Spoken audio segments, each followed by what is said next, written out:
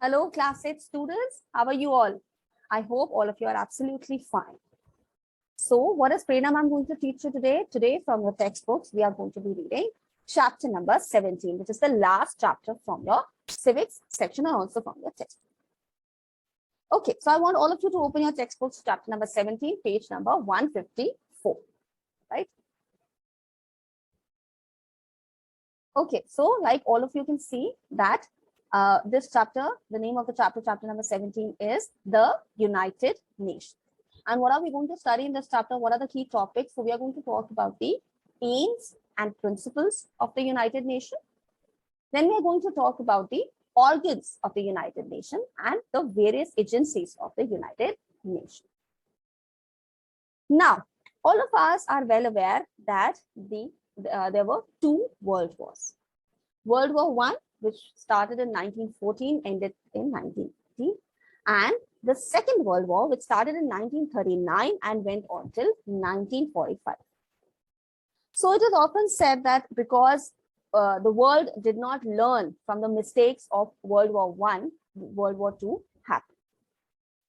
But after World War II, countries across the globe realized that war is something which is not profitable for any country. So a country might emerge victorious, but that country too undergoes a lot of life or human loss as well as economic loss. So after World War II, it was decided that an organization needs to be set up which should ensure world peace or harmony across the globe. And this is where United Nations came into existence. All right. So let us start reading about the United Nations. So it says the United Nations Organization, or the UNO, was set up to save the world from the scourge of war. It is an international organization which includes all sovereign states in the world. The world leaders try to build a long-lasting structure of peace and security in this world. So they set up the United Nations, right? So again, as I already told you, that the basic aim of UNO was to avoid any war. All right, and as we said that all sovereign nations are there in UNO. So what is the meaning of sovereign? It means a country which is not controlled by any foreign power. It is an independent country. So the independent countries, they form the UN. Now it says that it started with 51 members, and at present there are 193 member nations in this peacekeeping body. So 193 countries are a part of UN. It came into existence after a series of conferences and meetings. In June 1941, the representatives of Britain, Canada, Australia, New Zealand, and South Africa met in London and discussed about the establishment of an international organization for the maintenance of world peace. August 1941, Sir Winston Churchill, who was the US president, the British Prime Minister, and Franklin D. Roosevelt, who was the US president. They made a joint promise to end war. This agreement came to be known as the Atlantic Charter, which aimed at settling all disputes peacefully without resorting to war. So basically, the aim of the charter was that there will be no war between the countries. Peacefully, they will try to settle their matters. January 1942, the term United Nations was devised for the first time at Washington Conference by the US President Franklin D. Roosevelt. The draft of the UN Charter was formulated at Dumbarton Oaks Conference, and Churchill and Roosevelt and Stalin, who was the Russian president, they met at Yalta on 11 February 1945 and decided to open the membership of United Nations to all peace-loving nations. So basically, USA, USSR, and UK, the heads of all these countries, they got together and they said that we are going to set up UNO, and all the countries who want to establish peace within the country and across the globe, they are open to the membership, or they are more than welcome to be the members of United Nations.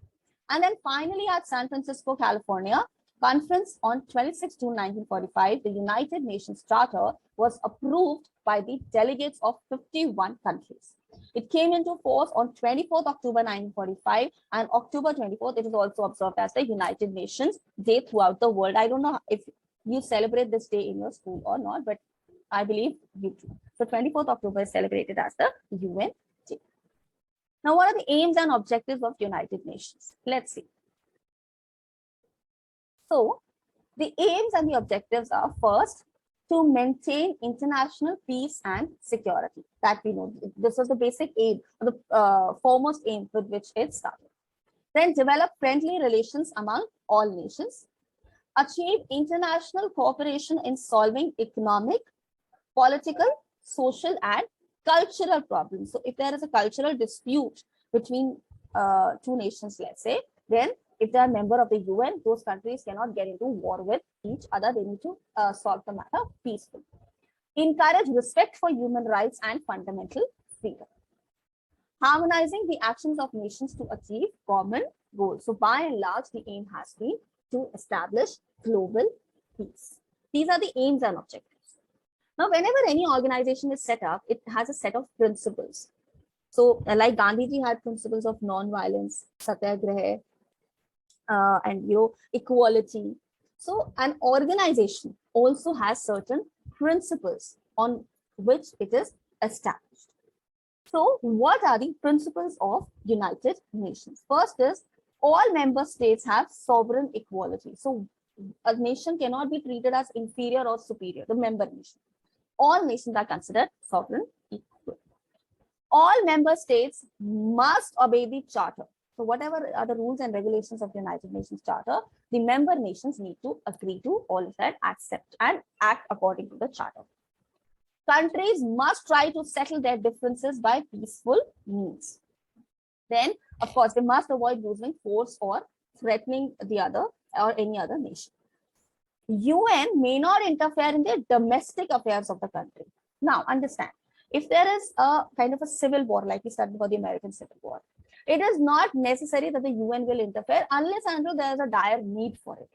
So if there is an internal dispute, the UN hardly has any role to play, unless and until the country requests for UN to interfere.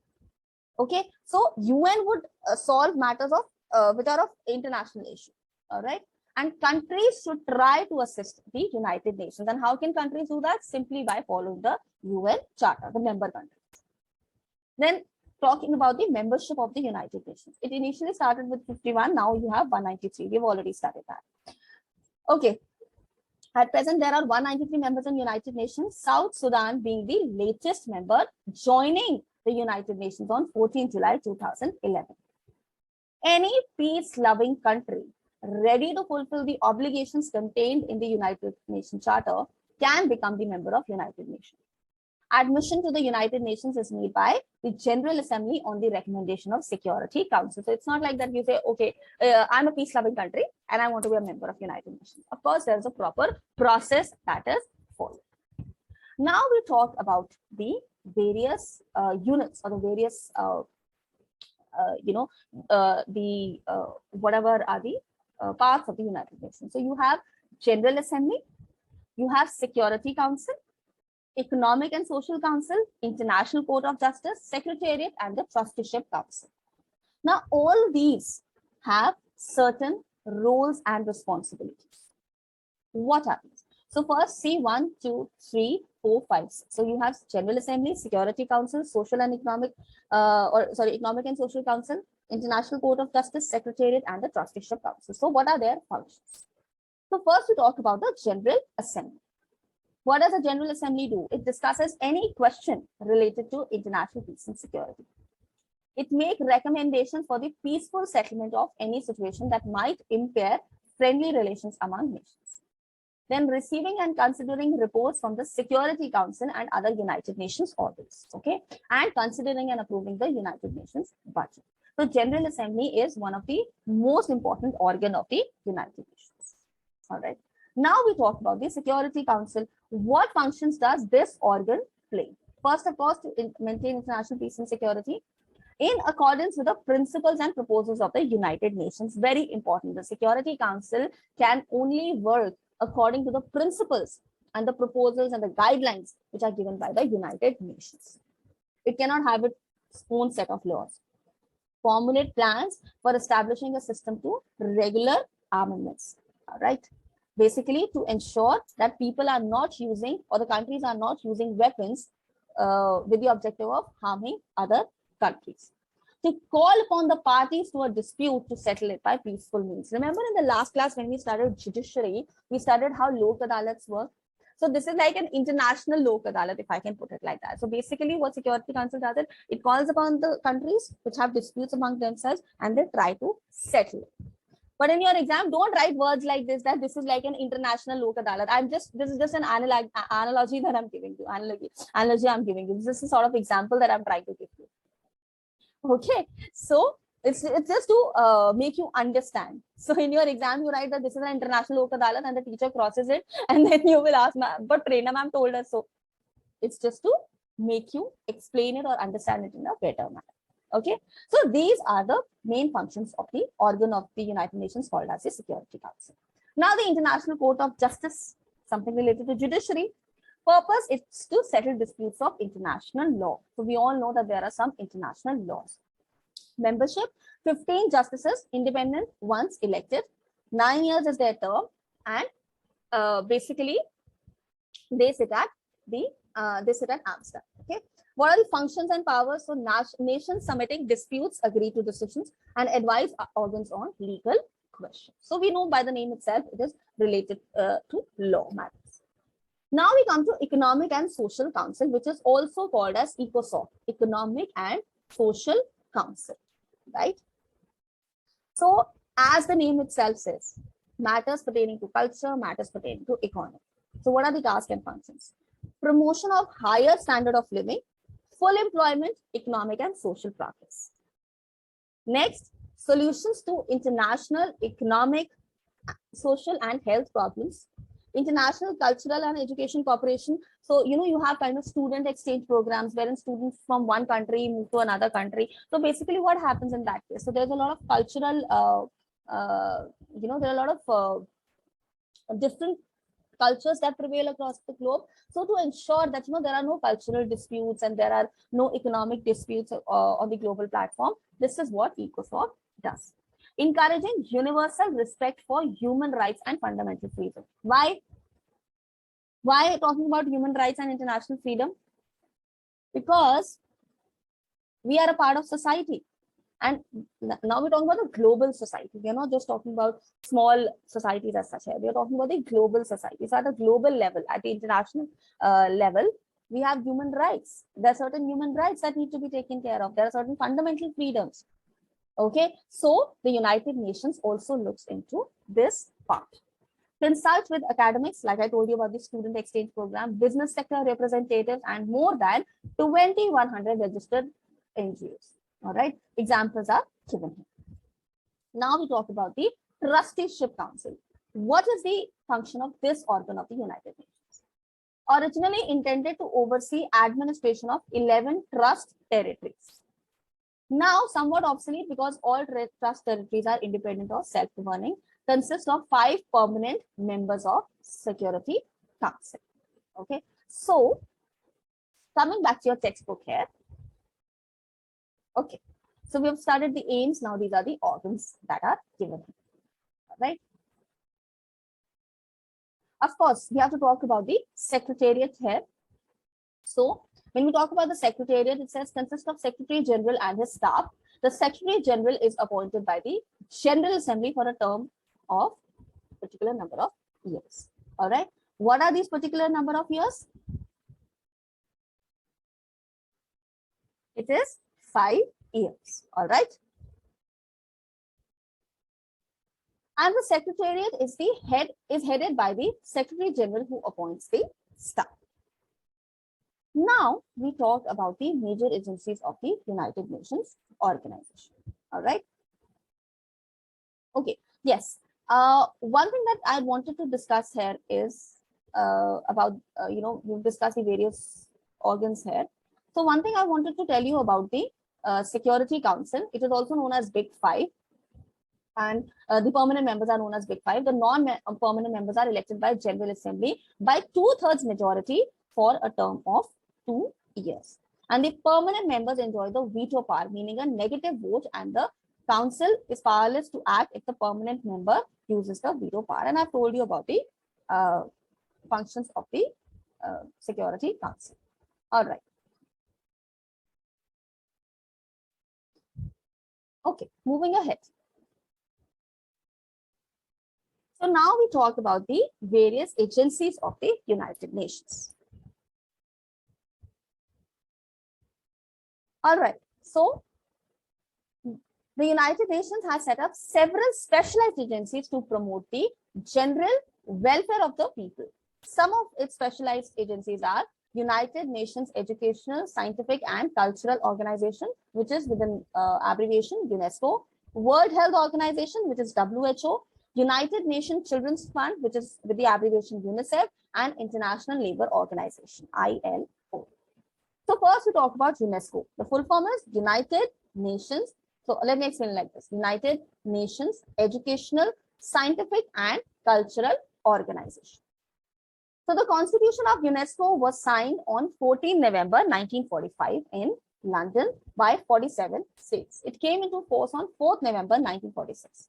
Its headquarters is in Paris, and the main objective is to ensure peace in the world by promoting collaboration among nations through education, science, culture, and communications. What are the functions? Promoting education among children and adults, organizing book fairs and festivals at national levels and international levels, of course, provide fellowships and study grants to teachers and scholars. Again, talking about the student exchange program here also. Emphasizes education for women and girls, promotes basic research in fields like geology, physics, mathematics, promoting the study of social science, organize regional and international seminar of scientists, technicians, and technologists, and bring the benefits of science to all the countries across the globe. And how does it do that? Through journals. Then developing countries to develop communication. Undertake the member of projects in the field of mass communication, meaning radio, network, and then television facilities. Encourage translations of rare manuscripts. So some languages which are very rare, which hardly exist. So it translates those rare manuscripts. Provide fund and equipment for the preservation of monuments and other works of art, and create awareness about human rights. Now we talk about WHO, World Health Organization. So it was set up on 7th April 1948, and this day is also observed as the World Health Day. The headquarters are in Geneva in Switzerland. And what are the main functions? Of course, promotes research in communicable diseases, maternal and child health, and diseases like cancer, diabetes, heart attack, etc. So I'm sure all of you know that during the pandemic, the WHO has had a major role to play in making aware about this pandemic and what are the preventive measures. Helps to fight diseases everywhere, set international standards with respect to food, drugs, medicines, vaccines, etc. Try to immunize children against diseases like measles, tetanus, polio, tuberculosis, diphtheria, and whooping cough. So we all know the polio campaign that started many years back, because the campaign was started with the objective that the world should be the children of the world should be polio free. Assist projects to provide clear supply of drinking water, clean water. Then publish journals and bulletins of the WHO and maintain a huge medical library at Geneva. So by and large, ensuring that people are in the best of their health conditions. Why? Because when you are healthy, you are able to give a lot more productivity than a day when you are not well. Okay. Let's talk about the next agency of the United Nations. So, here you have about UNESCO we have started, WHO, now we're going to talk about Unicef. So this was established in 1947 to deliver relief to the children and mother immediately after the Second World War. Its name was changed to United Nations Children's Fund. Its headquarters is in New York in USA, and it earned the Nobel Prize for Peace in 1965. What are the functions? Provide protective food like milk, meat, fish to the children. Provide funds and trainings to the health and sanitation workers. Suppress traffic selling of women and children, and tries to prevent crimes committed by children. Supplies paper to publish textbooks and literature relating to children, and providing help to children and women in times of natural calamities like earthquake, epidemic, etc. So the prime function of UNICEF is to take care of women and children. So this is all about the United Nations. Okay, so I hope you've understood this chapter, and I wish you all the very best in all your endeavors of life. Happy learning, keep growing, and keep progressing. And most importantly, stay blessed. Thank you, my dear children.